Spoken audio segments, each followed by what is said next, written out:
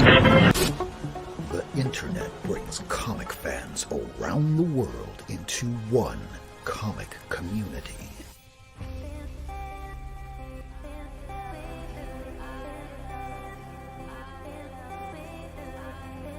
We support the just pay and recognition of these comic creators' comic fam. Because comics are for everyone. It's 10 p.m. Eastern, live from the United States to Australia. This is the Not Near Mint Show.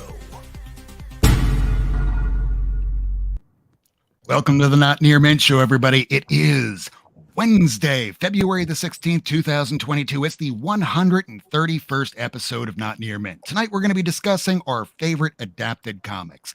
What exactly does that mean? It means things like Indiana Jones being turned into a comic, things like Star Wars turned into a comic, things like even Harley Quinn making it over from an animated series into the comics. We're going to be discussing all this and more, and we have a special guest tonight. His name is Grant Larkin. He's from the comic community, and he even has a comic book that's going to be coming up very shortly. It's called Beowulf. Let's bring in the gang. Hi, gang. Hi. Hey, Rob. Hi. Hey, guys. So, it's good to see you, Grant. Last time I saw you, you were reviewing some Sandman stuff. And how's it been lately? It's been a while. It has been a while. Yeah, so issue 3 of Beowulf is out now. It's doing pretty well on Kickstarter. Do we have any links we can share? Absolutely. I'll send you the link and then you just drop it in the private chat and I'll pull some of them up. And since we're discussing tonight adapted comics, Beowulf being one of the oldest, if not the oldest known English modern story to be told. What's it about, Grant? So it's actually a modernized version of Beowulf. The idea is Mooney is the reincarnation of an 8th century wizard in the body of a cat. And he and his owner discover that a dragon has woken after 1,000-year sleep. So they try to track down the reincarnation of Beowulf. But it turns out that Beowulf is extremely ill-prepared to fight a dragon. He's actually more of an unemployed 30-something slacker. Not all too dissimilar than most of the people out there reading comic books today. Exactly.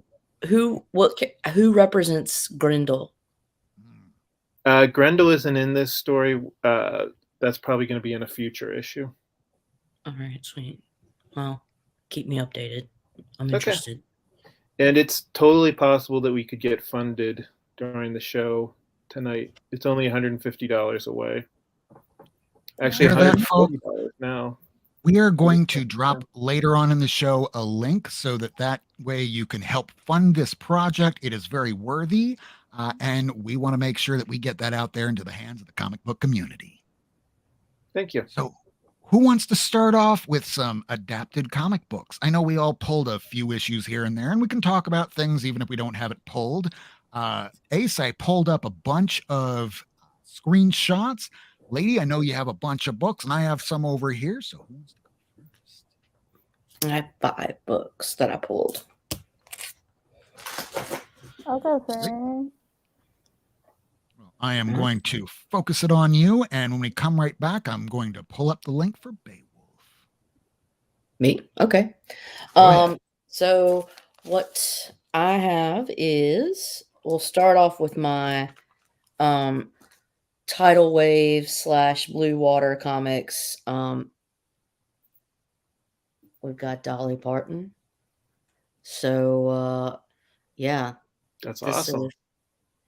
This is definitely adapted from real life. Yeah. And that's such a great lady that wound up, anybody that works for her, she will pay for your education. She's a badass woman. She should be, she's more competent than probably most people that are currently in elected offices. I'm shutting up now. All right. So also, we've got I don't know why was even made into a comic, but I found it in a 50-cent bin, and there was no way in hell I was gonna let that bitch go. So I have a princess die, and it's the campiest shit I've ever seen in my life. Also, another piece of female force camp. You get a comic, and you get a comic. You Rose. No, not more than I need it. Get your own. Get your own. And as like a Nashville, because I'm in Nashville, we got like our own variants, and it was so badass. And the variants were just basically different colors of the sequin thing. So, another adapted comic is where they folded in somehow Geraldo Rivera into a Count Duckula comic, which makes no goddamn sense, but neither does really Count Duckula. So Because in the 80s/90s, what children needed more of was Geraldo, right? right. And so you can see he's still got like where the scar on his nose from where like some crazy like member that came on his show like fucking threw a chair at him and it like broke his nose. He got into some fight. So it's like Geraldo post, fight with the cray cray comes on Count Duckula and talks about what's up, That is bizarre. Why wouldn't he? Yeah. This is cash money. This is your next giant size X-Men 1. You heard Especially it. when he dies. You heard it here. Oh, wow. Okay. Local variants that you need. I'm telling you, I'm sorry. I'll show you the evilest of the evils in terms of adapted variants. Mother Teresa of Calcutta. She was actually probably more of a mobster than anybody will know. Well, read Christopher Hitchens' book on Mother Teresa. She was pretty economically savvy, and she she kept the people that she claimed to care about most in pretty shitty conditions. So I question her earnesty motives. and her true intent. But anyway, she's dead now, so who cares? She knew how to spin a narrative. But yeah, y'all really for real. Read Mother Teresa's read don't read anything she wrote, but read Christopher Hitchens' book on Mother Teresa. It's really good. She was a gangster, not in a good way. But you can find some of those Christopher Hitchens interviews on YouTube right now. I love Hitch. He is the dude. Yeah. So Mother Teresa, gangster. Another one who's not so great, Gandhi. Another one, even though like he did great for civil rights or whatever, like Martin Luther King, bro, he cheated. He had his dick in so many bitches. Fucking Coretta, I don't know how she put up with that shit. So I'm just saying, we all get one side of the narrative, all the good shit, but these people are human. And sometimes it's like, were they really even that good? But, it's just, these are the things. These are the things you wrestle with. Well, back to Geraldo. And Geraldo is somehow still out there squatting over a map somewhere in Afghanistan or Iraq, giving away military troop secrets, just like the old days.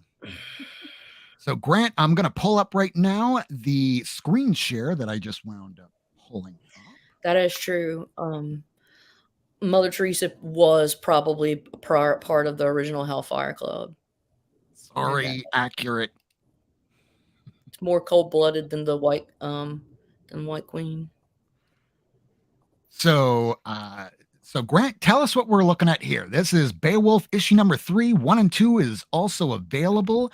And in the chat right now, we had Ace drop the link. You can see that right now, this is at $1,859 of the $2,000 goal. It is not that far off, folks.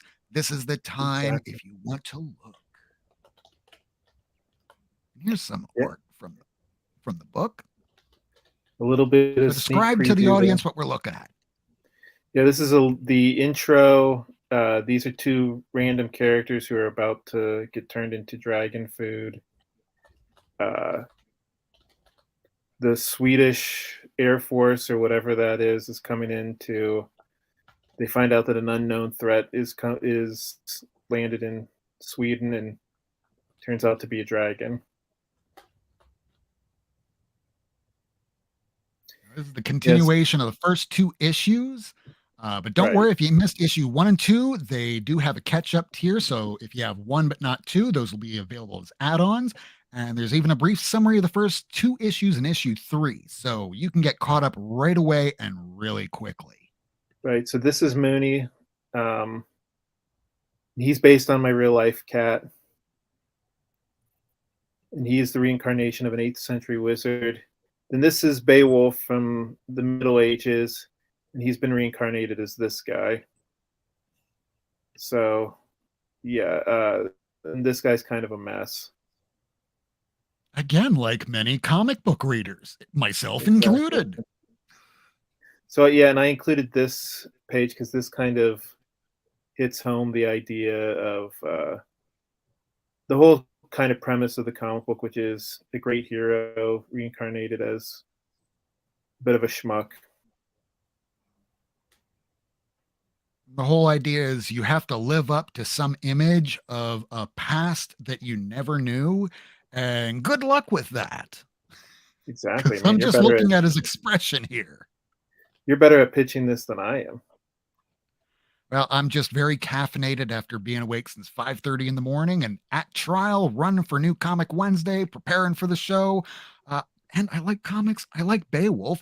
I've been reading Once and Future. I'm ready for that to end. I'm looking at this. I'm looking at modern Beowulf, and I'm digging this a little bit more than the idea of continuing on with more of Once and Future. Oh, really? And then this is going to be the main villain. And then, as it says here, yeah, the comic book is completely done. We have some new characters that are coming in. These are some nymphs. We have a water nymph, a light nymph, and a wood nymph. And then Love a interest. character, yeah, and then a character who might be a romantic interest for Beowulf. Definitely has them birthing hips that most of us have grown very, very partial to. I don't know what it is about birthing hips. My mom was always talking about that way back in the day. Find a woman with birthing hips. Thanks, really? Mom. And you have a talking cat. I'm going to just have to circle back on this one. So you have a white Persian-looking cat that's multicolored eyes. I might be colorblind, but I am noticing this. So you have a cat that's very much like this. Right. Yeah, and this was based on my real life cat. My real life cat has 2 different colored eyes. He's very white like that. I'm starting to get just hints of despair from Sandman now. It might have been That's influenced never a maybe a bad little thing. bit. I always wanted to have different colored eyes just because I'd be a little bit more interesting to people as a kid. Now I realize, looking back, no, Rob, you just would have been that much more of a target. Well, we So might have what a have you- spoiler here. One of the books that I was going to talk about actually kind of relates to that. Then I'll stop sharing the screen right away so we don't spoil anything. But go ahead. Oh, I was just going to say, speaking of 2 different colored eyes, one of the books that I wanted to talk about is this David Bowie book, which is written and drawn by Mike Allred. Obviously based on the life of David Bowie. It's an interesting read. I mean, I don't know if you guys are Mike Allred fans, but I always enjoy his art. And of course, I'm a huge Mike Allred fan. He just put out Excellence. It's in my read pile. I'm looking forward to it. Anything that I wind up seeing Mike or his wife Laura on, I'm probably going to pick it up. She does a lot of stuff, doesn't she? She really does. I mean, when you look at it, spanning back from about early mid 90s or so, the output is great, but it's not on necessarily all the things that many people might necessarily be reading from the big two. Right. Work is effort. Exactly. So another adapted comic book, probably the most famous adapted comic book of all time. This is one of my favorite characters, Conan the Barbarian. Yep. I'm preferential to the Dark Horse series from the early 2000s. That's when I fell in love with the character. The thing that I like about those comic books is that it's Kurt Busiek adapting the original novels by Robert Howard. I don't know if any of you guys have actually tried to read any of those Robert E. Howard books. They're not very good. Or I guess the ideas To be are good, fair, he was but what, 19 years old or so when he was working on it. And look what Lady picked up today, just due to the fact that who's the artist on that book? So this Conan 37, this was recommended to me by the Unruly Simeon, but this was Neil Adams cover art here. And wow. also, this contains a little nuggie on the inside. I'm going to show you that nuggie. It's a valuable stamp from Marvel. In fact, it's a Marvel value stamp. Real quick, as Lady's pulling that out, we just noticed that Papa Likes Comics has just backed the Beowulf project. And I seem to remember a while back that if anybody winds up funding a project, that Ace would have a little thing they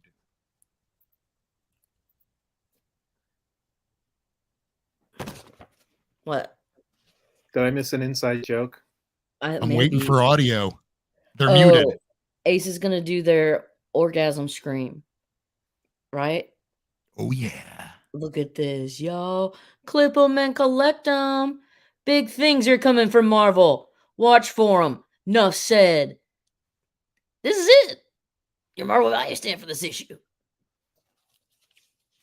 Wait, so that makes that comic book more valuable? No, it doesn't. Okay.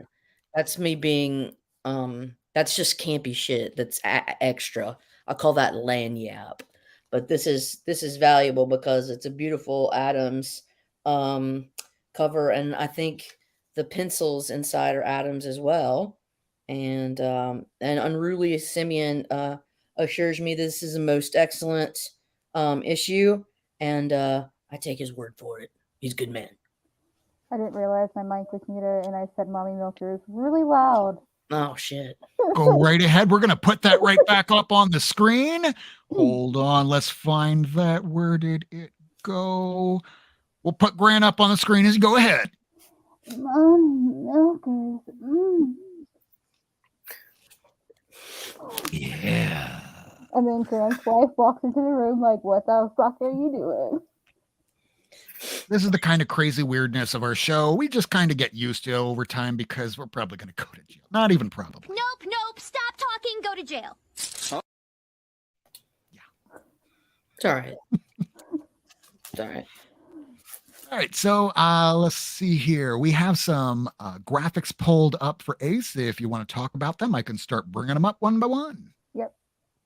All right. Let me collapse this one screen as I start bringing it up and share away.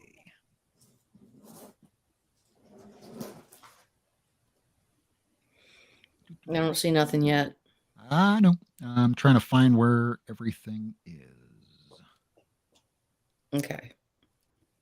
All right. So here we go with One Piece. Is this what you see on the screen? Yes. Excellent. So, Go ahead. One Piece has a lot of like real life and fictional, like old story pirates in it. And it's a manga and it's anime, and I love it. And yeah. I picked that because I couldn't think of anything else. What's the next one?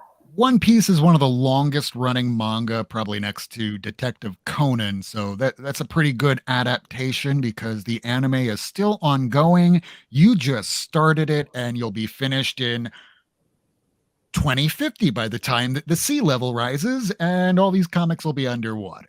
That show started when I was 9, and I'm 31 now. So, yeah, Sandman Dream Country has a lot of like Shakespeare stuff, and there's a whole like Romeo and Juliet play. I think that's what it was. That's right.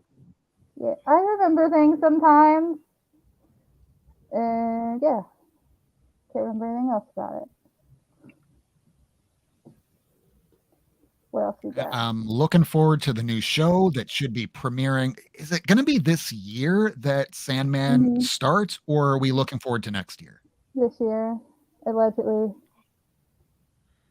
Trailer After looks seeing cool. that trailer, it looks just like the first issue. Yep. All right, next up. Oh, okay. This is the greatest webtoon of all time, and I will fight anybody that disagrees. But this is Lore Olympus, and it's based on Hades and Persephone, and it is so good. I love it. And the art is just love it. That's very pretty. So pretty. And here's a series that did this just wrap up just the other month or so? Like 4 years ago. Oh my lord. So 4 years ago now blends into just a couple weeks ago. That is where I'm at now. So Wicked and Divine is based on Persephone. Because I have a favorite character.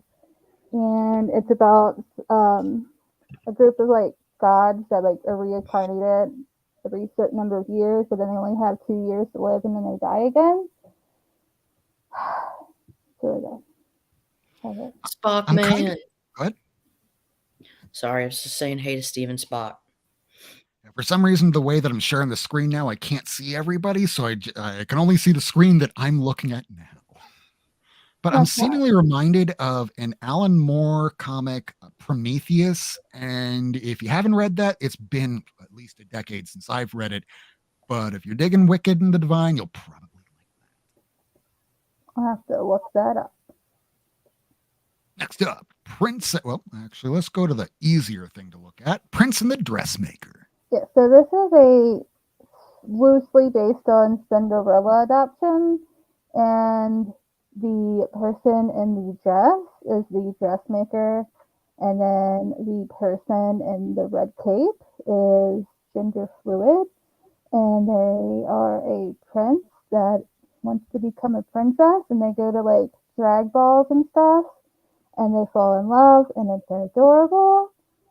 And it was the first piece of non-binary representation I ever saw, so it has a special place in my heart, and I love it. Meow, meow, meow. Meow. And I'll stop sharing the screen because those were everything there. And I guess I'll show my quickies. So let me go ahead and change the camera. Not quite to that one, but to this one. So if y'all remember a few years ago, Disney tried putting together a movie called John Carter, Warlord of Mars. But back in that time and era, there were so many comics, or rather movies, that looked just like it. So much to the point that they started going, they're ripping off other movies. Like, no, this is where it all started. This thing is super old. It's written by Edgar Rice Burroughs. It's super old. It's like what, the second half of the 70s. I thought it was like was it from the 30s or 40s or from the 70s? But what is that book? This book particularly is from the 70s. But look on the side. What does it say on the side? All right, so on the side, Action Pack, first issue, Savage Fury from the creator of Tarzan. So the original books from these were written, I believe, back in the 30s, if not the 40s. It was they were 1912.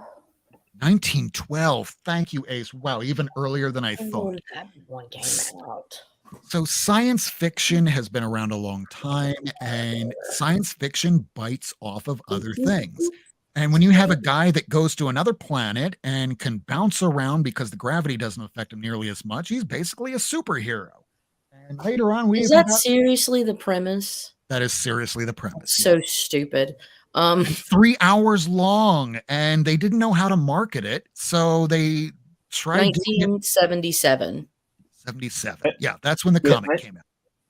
I never ended up seeing the movie, but I thought it looked intriguing. It was worth not watching? bad. It's definitely worth watching on a Saturday or Sunday afternoon if there's nothing else on. But let's face it, there's so much Star Wars now. I always thought it was very kitschy. You're also not wrong because, again, when they tried editing this all together, they wanted to reach the biggest audience possible, and it just didn't quite click. But when you're watching it and you don't have expectations, it actually works out. And here we go. Comic Zombie, and hey, we got Steven Spock. Spock Man with And the wolf cat. Papa likes comics.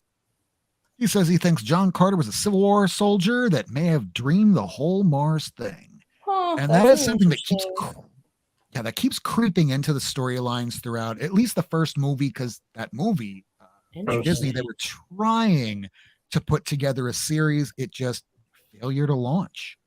That sounds like the dead burn Matrix. Yeah. All right, so after this, we get Frank Miller starting his Marvel career right here. I think I'm funny. Man, I think I'm funny. Oh, so I keep myself entertained. You're our guest comedian here because I'm not that funny. I'm just funny to look at. Now, if you remember the 1990s growing up, at least us old folks like me, being 42, I remember coming back home from school during elementary, middle school, just so I could watch Gargoyles. And when that episode hit where the lead female detective gets shot accidentally by, I think it was Brooklyn, this little dude, and oh my God, it was an actual bullet. It wasn't fucking stupid ass lasers. Spine slide this shit. Spine slide this shit. That was such a half-ass, but it's a beautiful book. Thank you. That's a great book now. I appreciate even that limp-wristed effort. Limp, very limp. So limp that they even decided to make a video game because video games turned into movies are so great. Let's turn them into a comic book. Like all the Marvel, like the X-Men video game was so fucking hard. My God. But I had the Maximum Carnage game too on Super Nintendo, and it's like the cartridge was red. That wasn't the easiest game either, but I thought it was easier than the X-Men game. Anyways, I'm shutting up. Oh, good. I still remember that there was Battletoads, and it was the hardest game I ever played and ever will never play again. Hey, Cowboy Bebop, I heard that they canceled the first season. It was not bad, but from what I saw in the first, 4 or 5 episodes, I saw Ein, but I didn't see Ed. Great art germ cover. Army of Darkness. Awesome. This was a great movie. I didn't like it the first time I saw it as a kid because I was expecting more horror, not as much comedy. But now looking back, it was just, it was kitschy. It was fun, and I like it. And yes, lady, you are so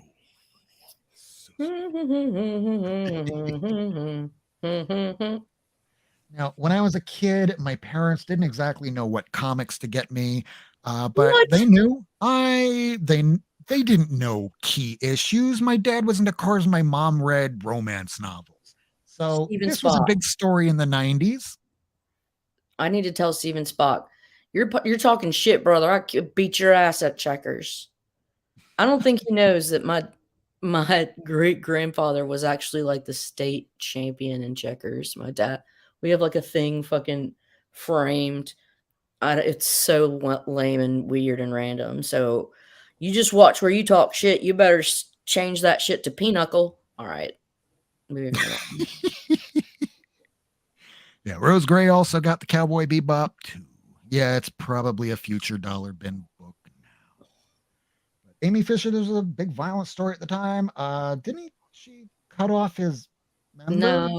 No, that's Bobbitt, Lorena. I can't even remember what Amy Fisher was about. Why did your parents think this was appropriate for you? I don't know. I was like, 11, maybe 12 years old when they gave this to me, but I was reading Sandman instead of Spider-Man. Amy Fisher was the babysitter / girlfriend of Joey Buttafuoco. Mary Jo was the wife, and they tried to get Mary Jo assassinated, and she took a bullet to the head and lived. Oh. And so, yeah, that's how that whole story went. Yeah. Yeah, Papa, that is Joey Buttafuoco. Or if you ever used to watch news radio, there was one episode where Andy Dick, Yes, he Papa. starts talking about Joey Buttafuoco, but you're only seeing from the studio basically something similar to this. So he's in the studio, he's talking.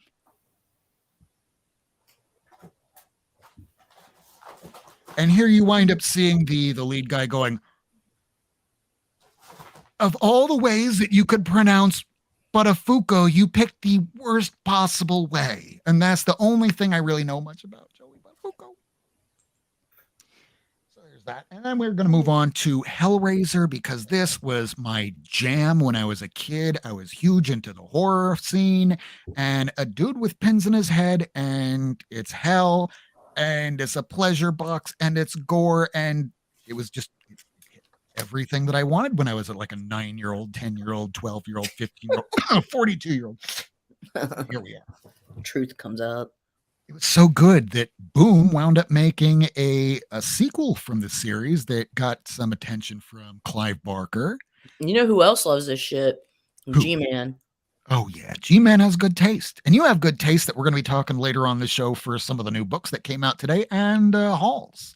Yeah. Now, this 8th issue, I thought that I had the first print cover A. Somehow, and I don't know how, I can't explain it. This is the 1 in 10 variant that I was just getting randomly, and I guess my personal comic book dealer back in the early 2010s went, yeah, you're like the only one that gets it here. Hey, Bullseye, what's up, buddy? Yep, had an affair with Amy Fisher and shot his wife. You got COVID and have no taste. I hate that for you. Oh, Lord, no. So here we have Tomb of Dracula, Marvel. So you have certain people like Roy Thomas as a writer that rather than try and come up with new characters that he knows he's not going to really get paid for, he would take old characters and just retrofit them to more modern sensibilities. Like Vision was another character from way back in the Timely and Atlas days. And here we have, and I'm not sure if this is Roy Thomas, but here we have Dracula, because why not introduce Dracula? Next we have Dracula. Frederick Wertham back in the 1950s. Really hated comics. I mean, really hated them. So much to the point that he dragged Bob Kane and the Schusters and anybody that worked in comics to go, isn't Batman gay? No, he fights crime. And horror comics, isn't that meant to defile children so that they'll murder and rape and steal? No, they're comics, and we're just 20-something, 30-year-old people that are just trying to barely scrape by a living. So they almost killed comics off for at least a period of time. Started the Comics Code, and, well, way back in the late 80s, early 90s, they put together this. Here's a Dave Stevens cover for Halloween. And if you look real closely, she's the dangerous sort. So dangerous. Next up, Xena Warrior Princess had a comic way back in the day from Topps. I really can't speak much to it, but this is a Dave Stevens cover. So me being the Dave Stevens fan and things that not everybody has, because doesn't everybody have an Action Comics one and a Detective 27? I didn't know it was Dave Stevens. Yeah. He has a bunch of books, like Bad Planet he did an issue for. There's just little things I still need to pick up. Now, here's something I had since I was a child. I still remember picking this up on day one. Well, not necessarily day one. It was a few days after release. The comic shop didn't have it anymore. I went to CVS right around the corner from where I lived, and here it was.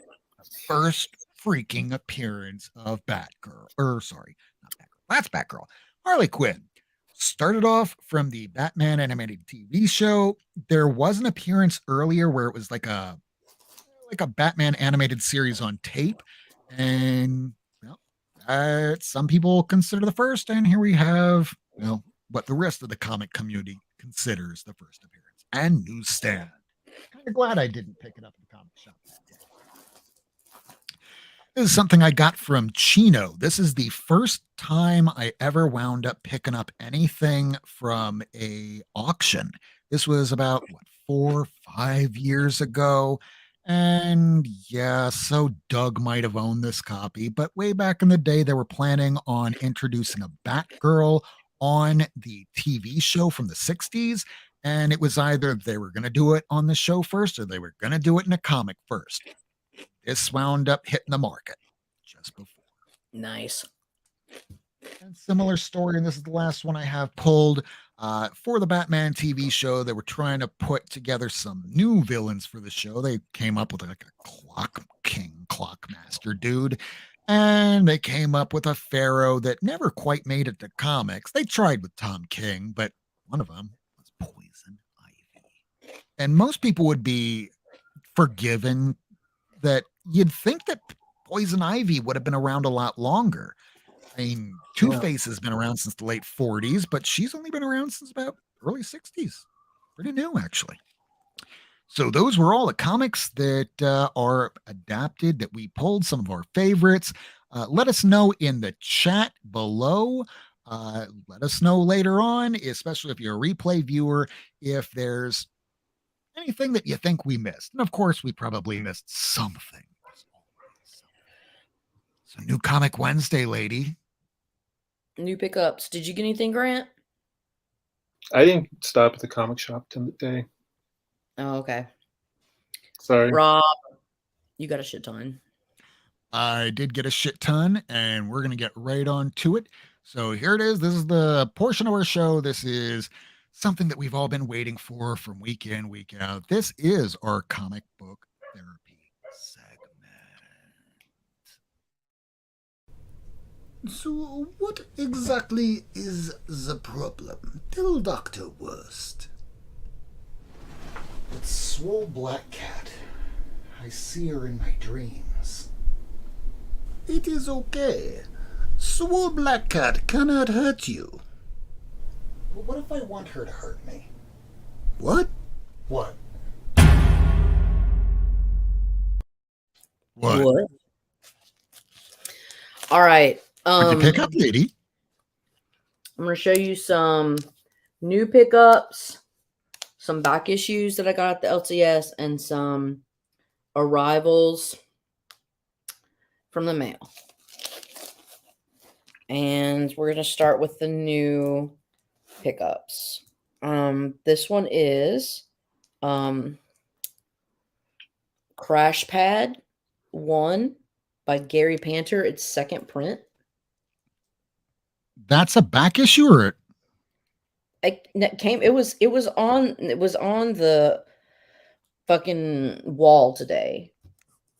oh, It's definitely a newer print, and it's Fantagraphics. Now it could be of older stuff because it looks like a bunch.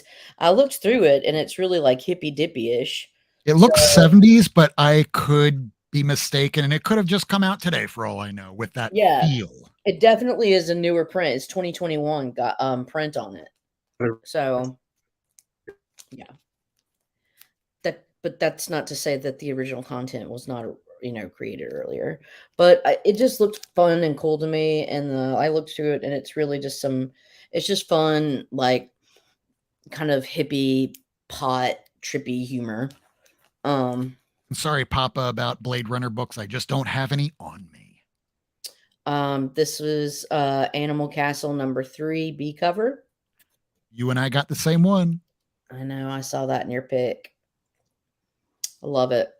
Oh, and Ace is back. Got Hulk number 4, which I thought this is a pretty cool looking cover, even though the story is like, cover. Have you read it yet? The first 2 issues. It's just like, okay. I have a feeling it's going to take a little while to get into this. This was just like a straight up cover buy. I think it came out last week, and it was still around, and I'm like, I'm getting it because it's fire. And I think it's like, what is it? The X Lives of Wolverine or something like that. That's the same one I got. You have great, impeccable taste. I know I Then I got the Thor 22. This was the only issue they had. So it was the A cover, and that's fine with me. But you see, you've got all kinds of folks coming out. Been a They even have bats on the cover. Bats.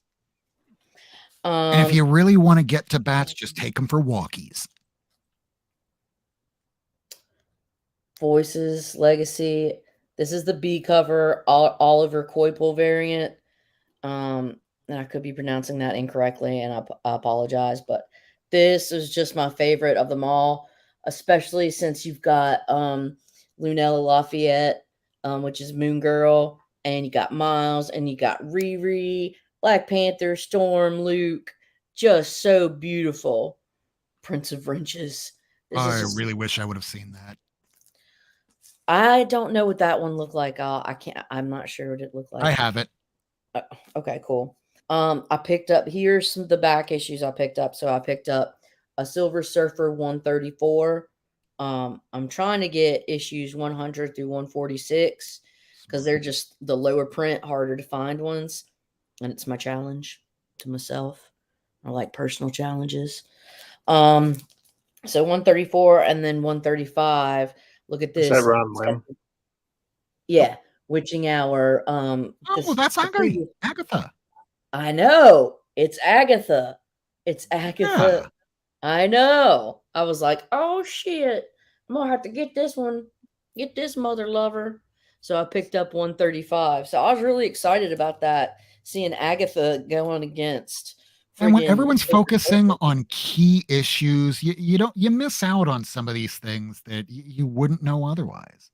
Ron Lim was not on these cover art, but he's on a shit ton of cover art in this run.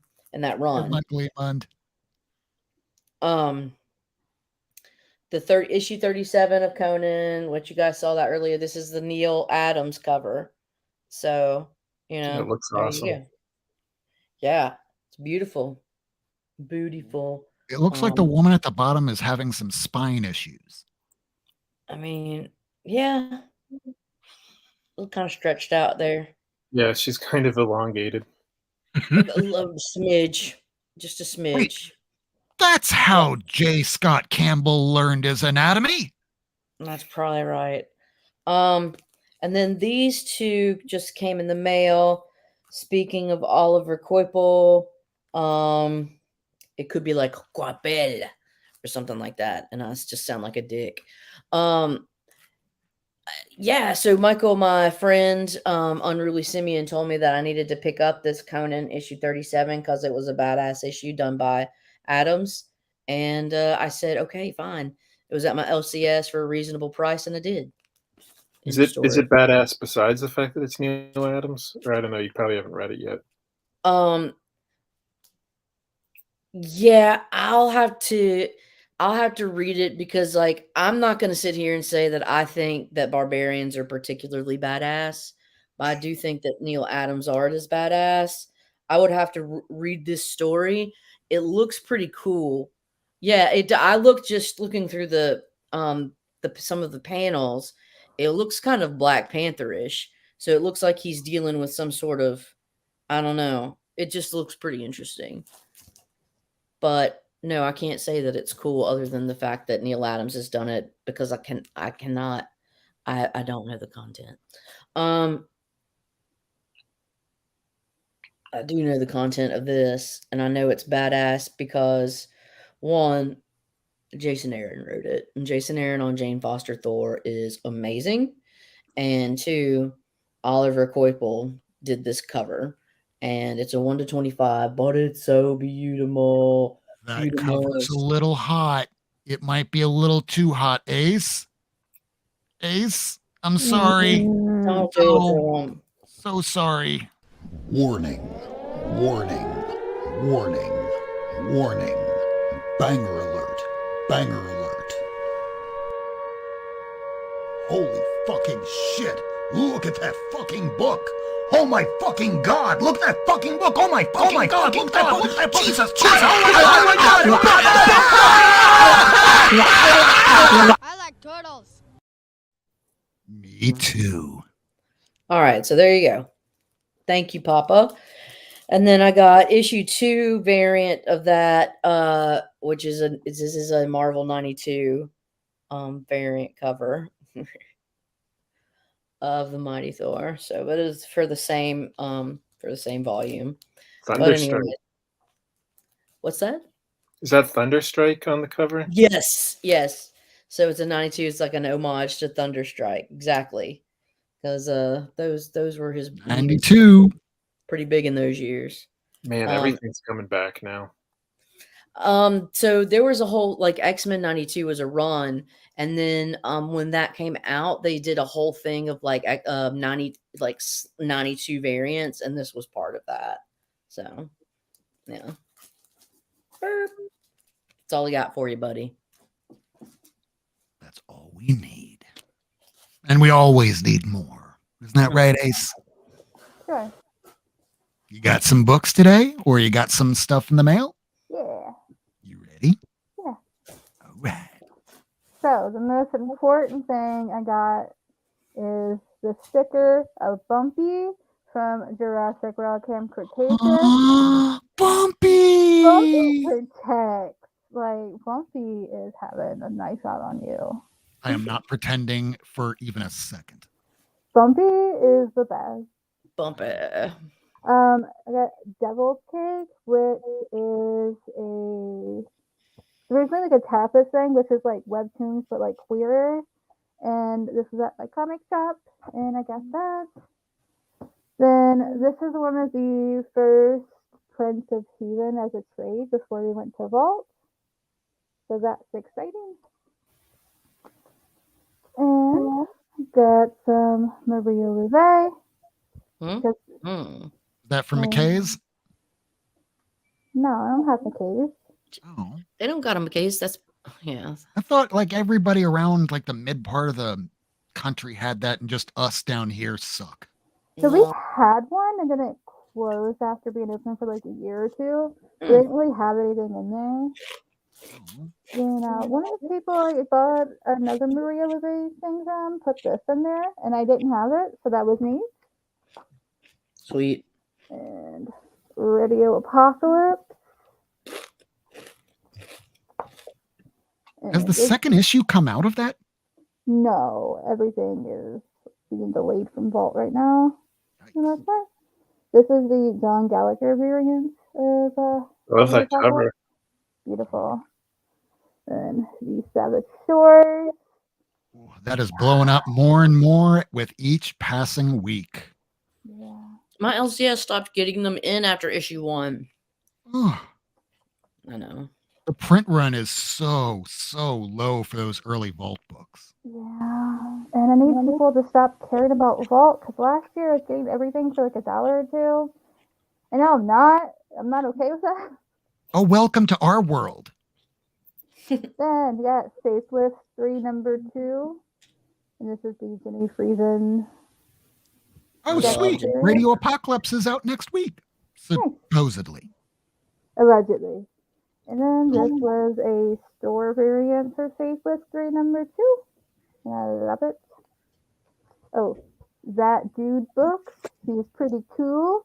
Check him out on Instagram. And check out his shop.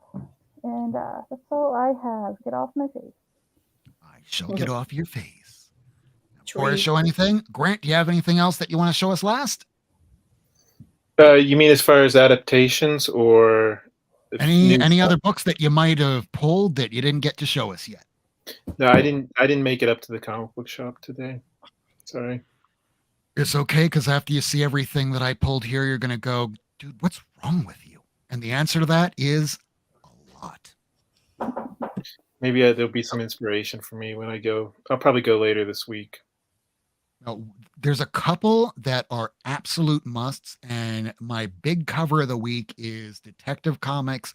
Irving Rodriguez has been killing it. This guy is a master. We've been waiting for him to do a cover where there wasn't some sexy hot woman on it, and he did it. This week, he has a Penguin issue where even the typography, the graphic design, everything about the cover is great. I can't wait to finally read it. I just wish they weren't putting out one issue every week because I can barely keep up with anything. So I'm going to blow myself up and I'm going to change some cameras. Back behind me are all the books that came out this week, and I'm going to start pulling them bit by bit. And there's one thing that I'm going to show you all tonight that really you have to help me out there, comic community, because there's a Wonder Woman comic book that came out today. It's miscut, misaligned, and I was looking on eBay and there is nothing out there. I messaged Key Collector on Twitter about it. I posted about that. So let us know out there, especially in the chat later on at the conclusion of the episode. Here we go. The comics that came out this week. Switching cameras over here. I'm going to go grab the Independents to start. Now finish off with DC.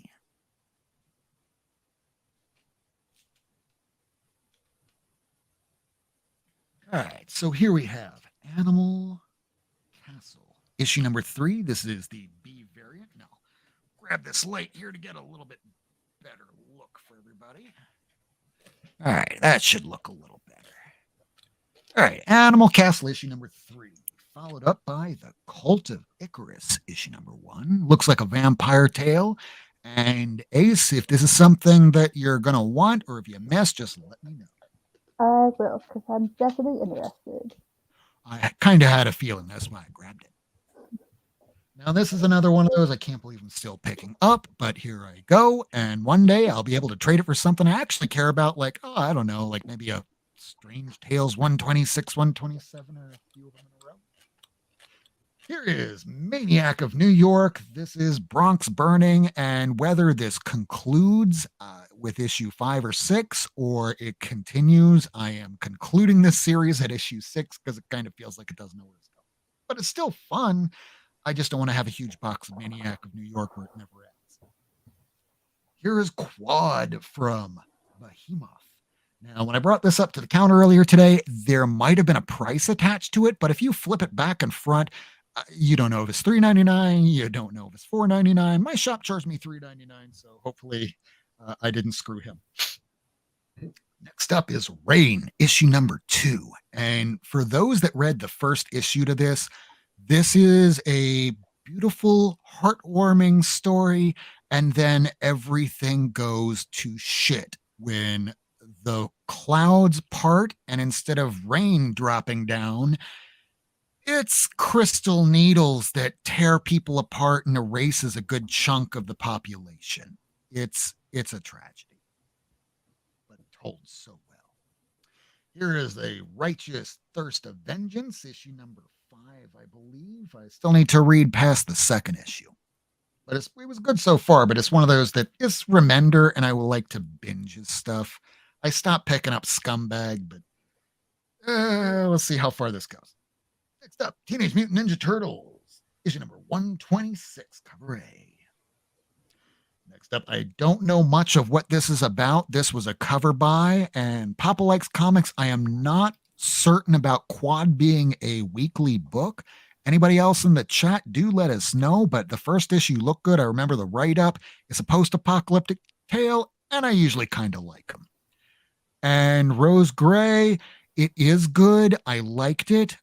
If you're able to find it and pay cover price, maybe $1 over, sure, but don't go too out of your way, but it's very good. Probably best in trade. After these damn kids, which just looks like a horrific tale I can't wait to dig into. Speaking of horrific things I can't wait to dig into, this is a tale about some old dude that was a superhero in the 90s when everything was extreme. And now 20 years later, he's kind of washed up acting as a bouncer in a nightclub, and his girlfriend is kind of... I'm looking forward to it. It's another... Is this Behemoth? I think it's Behemoth. Yeah. Behemoth has been putting out a lot of books lately. Like ever since they put out that Space Bastards, they've been putting out book by book by book. And speaking of, that's actually from DC, so I'll throw that into the other pile.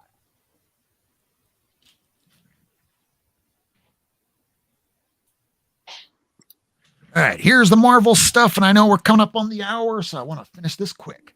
Here is the cover A of Amazing Spider-Man. This is the origin of the Goblin Queen, Queen Goblin. It's almost like they forgot that there was another Goblin. So good, I got it twice. This is the Gleason cover. Now, I did get one back issue. Now, two. I'm trying to conclude up my... Oh, we have Planet Arizona in the comics, and Planet Arizona comics in the chat. Good to see you, my man. Thank you for joining us. And yes, Comic Zombie, it was very good. And Space Bastards, it was a fun book to read, but I did kind of fall off after a while. And I got very confused between that and Scumbag. I do not know. And I'm glad you're doing awesome, Michael. Just binge watch Murderville on Netflix and highly recommend it for laughs. Hopefully not for ironic laughs. It's not so bad. Captain America.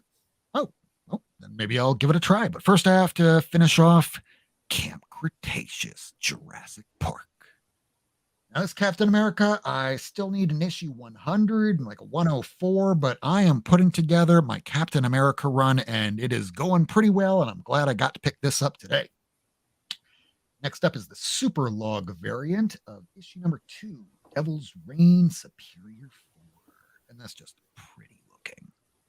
If you're able to pick this up for cover price, do, but I have a feeling it's not going to stay cover for long. Here's the prelude to the Reckoning War that should probably be starting in a week, 2 weeks, 3, 4, who knows anymore, just because paper shortage. Or they're using it as an excuse. I don't know. Anything that I don't buy always turns out good. That's FOMO. This is why sometimes it's best to just let things go and then hear from other people. This is good. This is good. All right, this hold is on. terrible. Hold on. Did you see this on Fantastic Four? It says Slot Stott Abertov. Lord. That's close. It's just funny to me, man. Well, at least they spelled everybody's name right and Slot didn't kind of copy. They could have done like a copy paste sort of job. Who knows? Rose Gray, tell me what is on your not buy list so I know what to read.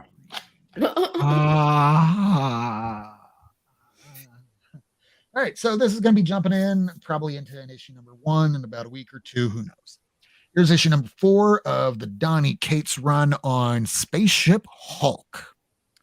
So good, I wound up getting the Gwen Stacy variant because kind of looks like Rogue. Kind of.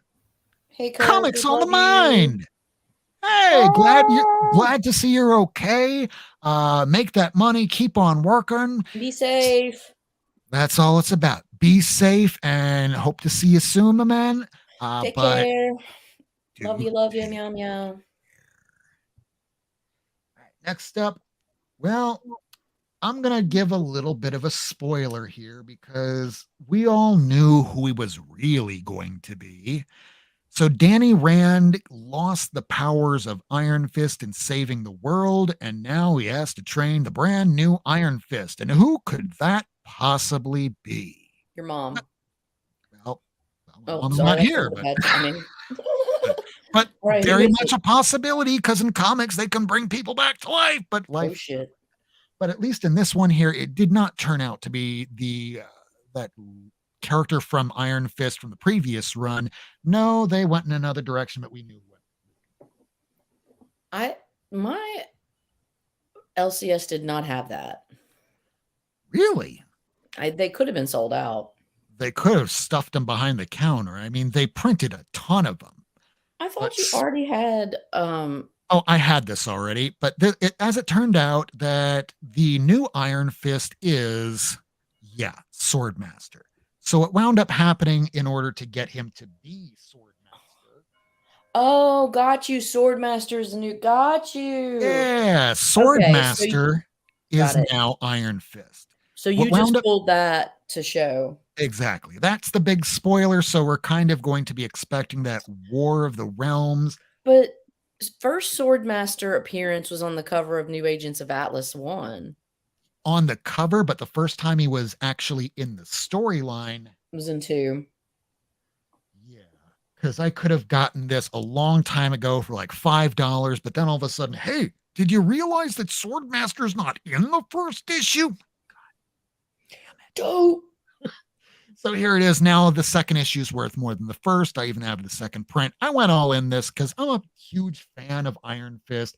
I don't know if people can tell.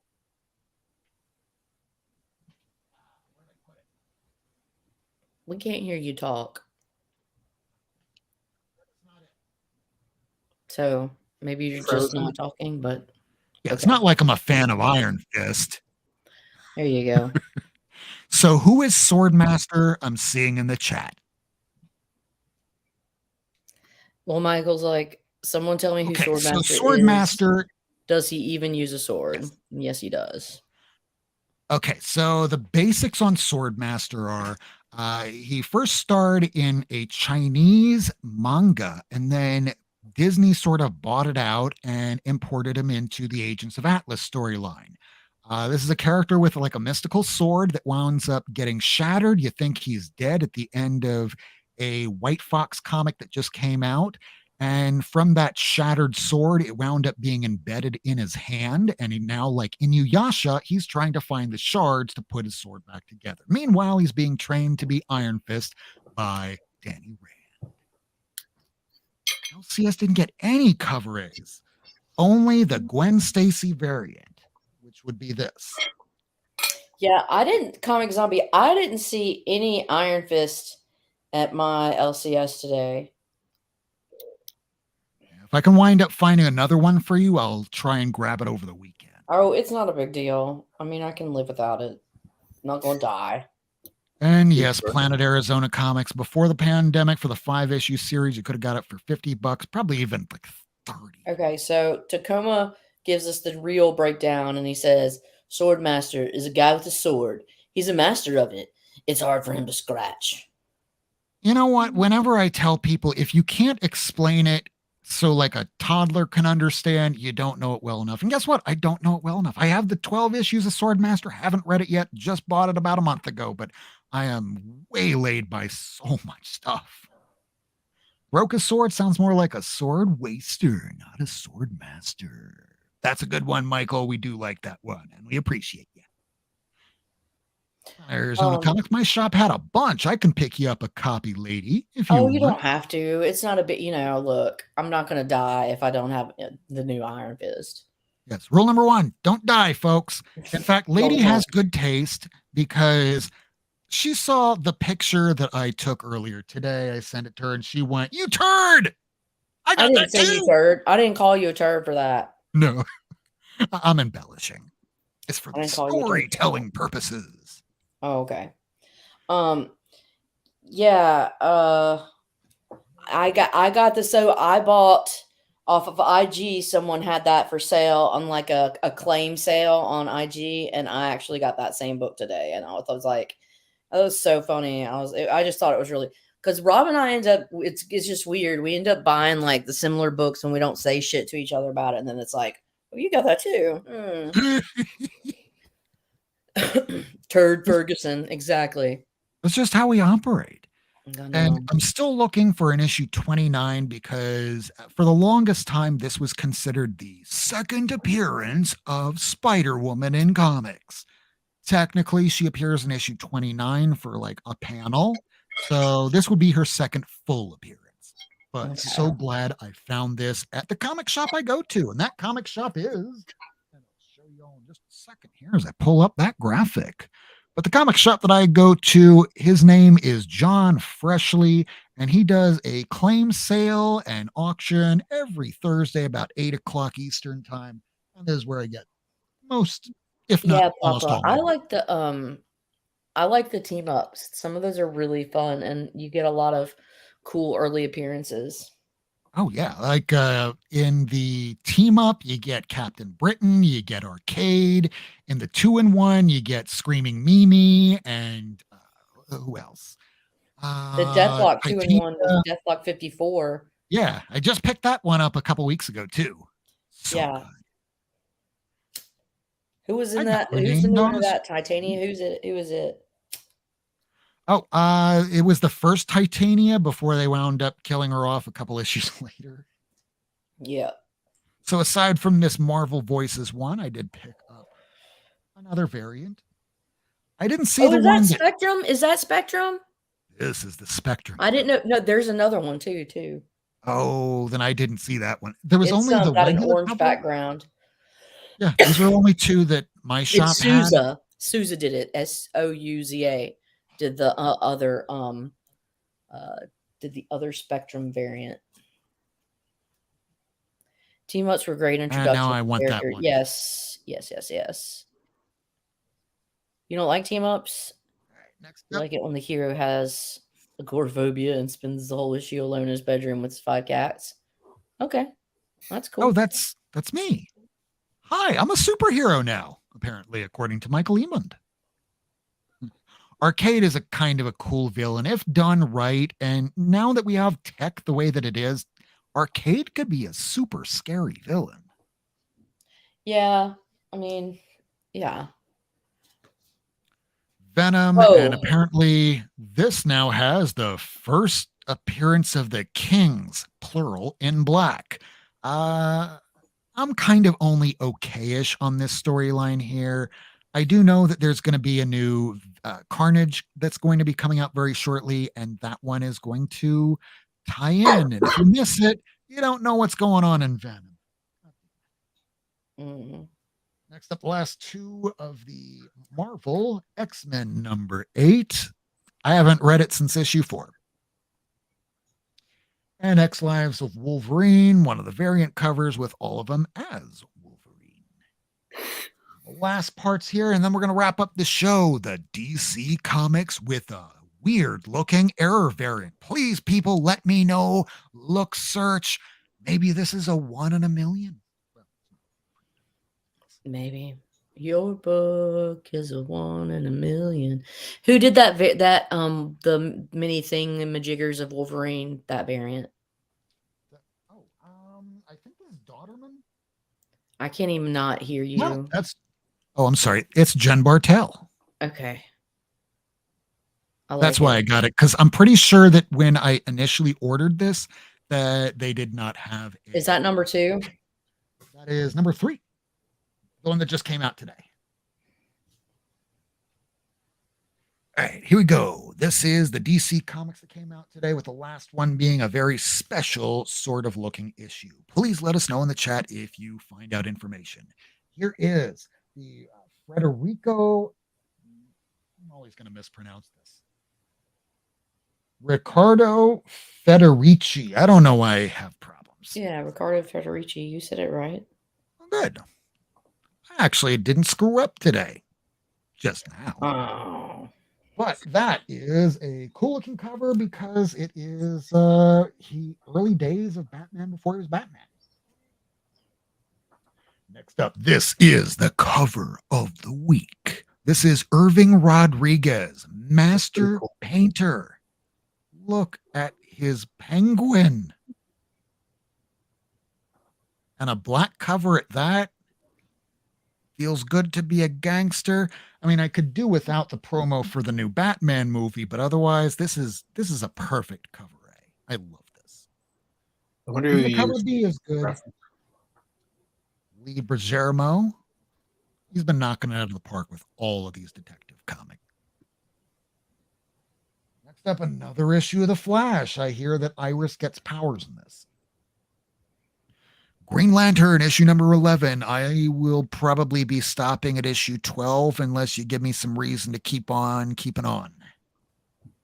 Kind of like I was ready to quit this book. I dropped it at 72. I was not planning on picking up anymore. And then they pointed out the fact that they're going to kill off the Justice. Who knows if they actually will or how long it'll last. Maybe it'll be the new future generation that takes over. Wonder Woman, they already killed in Death Metal. Black Adam, I guess, is going to be the one to kill them all off. So if you're specking, might as well pick up the cover B. It's only $5 or so. But to be honest, I've been having trouble reading it. I just can't get into it much anymore. And I don't know if it's the Bendis writing style, the decompression, or the mucking about of editorial at DC. I don't know. I just can't get involved. But it's over at 75. 3 more to go. This on the other hand, has been phenomenal. Of the best books coming out from DC right now, it's Nightwing by Tom Taylor, which is now going to be crossed with, in next issue, the Superman Son of Kal-El. So really the best like surrogate father in all of DC, it's Nightwing. Just ask. And here we have the second to last issue of Nubia, the Amazons. This is going to parlay into the short mini series that's going to be, it's about the trial of the Amazons. Next up, we got a first cameo appearance of an escape artist. This is Cormac Dodge. I know he looks a little weird looking, but who knows if they play around with this.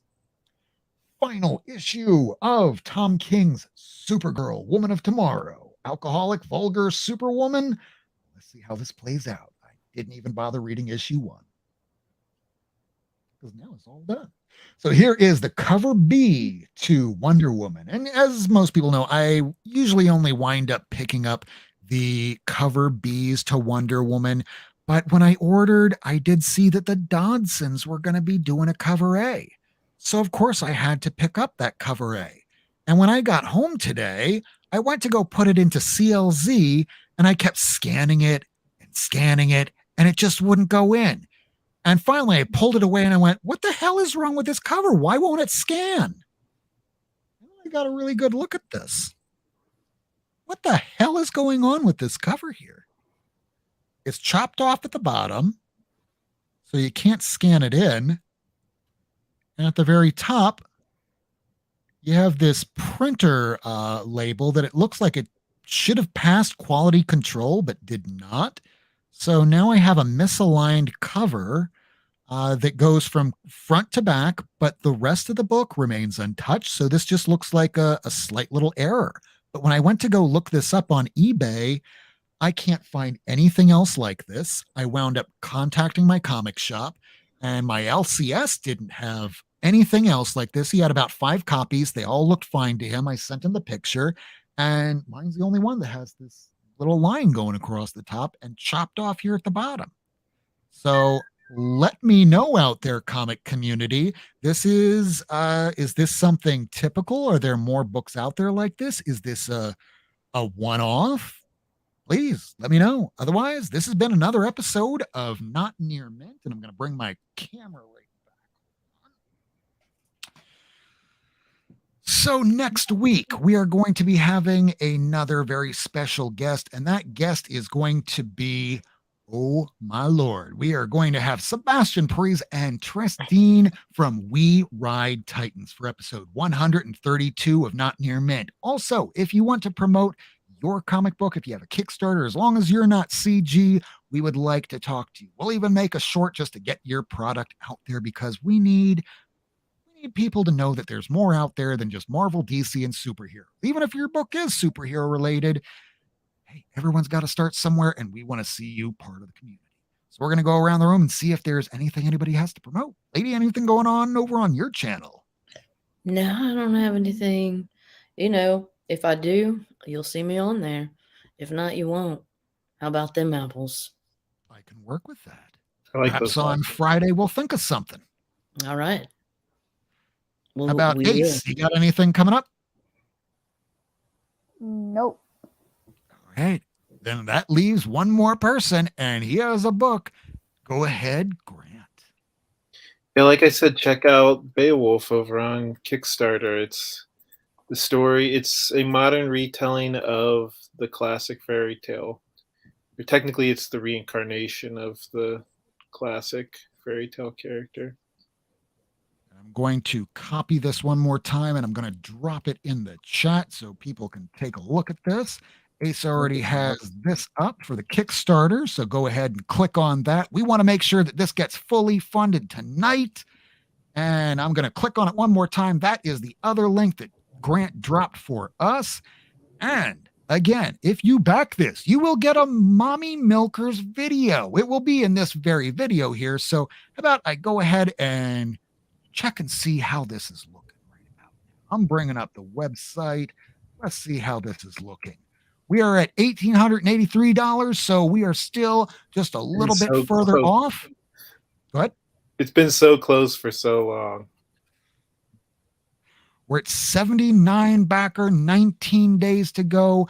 There's still time remaining, but folks out there, please do remember that 19 days might seem like, oh, that's a long time from now. But in reality, if you put it off, you might never wind up seeing it again. So sooner rather than later. This has been another episode of Not Near Mint Comics. We are going to be back next week with the people from We Love Titans. We thank you so much for joining us, replay viewers, live viewers. And Grant, we're going to give you the last word. Where can people reach you on the Instagrams or the Twitters? Well, I'm Grant Larkin on Facebook, Instagram, and Twitter. And that's a really distinct name. I'm the only Grant Larkin on there. On Twitter, I think I'm at GW Lankard, Lankard. Yeah, you got it there. Right down here, folks. If you want to go ahead and sub him up this way, you can get a chance to link right up there real quick and talk with the author. You're the best. Thank you so much, Grant, for coming on the show. Ace Lady, thank you so much for being on the show again. Can't wait until next week. Can't wait until Friday so that way we can decompress, show some comic books. And thank you all so much, ladies and gentlemen. We'll be back next week. Good night, everybody. Love you. Thanks for tuning in. If you want to see this episode again, along with a catalog of back episodes and issues, surf on over to Not Near Mint on YouTube, Twitter, and Instagram. Subscribe and hit that bell for notifications.